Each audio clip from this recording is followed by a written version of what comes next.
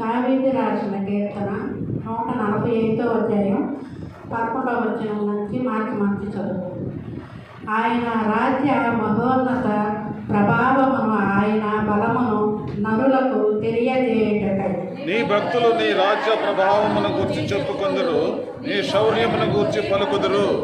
నీ రాజ్యము శాశ్వత రాజ్యము, నీ రాజ్యము పరిపాలన తరతరములు నిలుచును. యెహోవా పడిపోవారినందరినీ ఉద్ధరించువాడు, కృంగిపోయిన వారినందరినీ లేవనెత్తువాడు.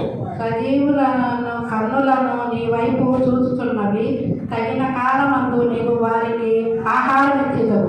నీవు నీ గుప్పిలు విప్పి ప్రతి జీవి కోరిక తృప్తిపరచుచున్నావు.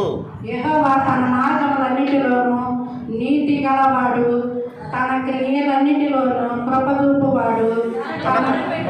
అందరికీ నిజముగా మొరపెట్టు వారందరికీ యెహోవా సమీపముగా ఉన్నాడు.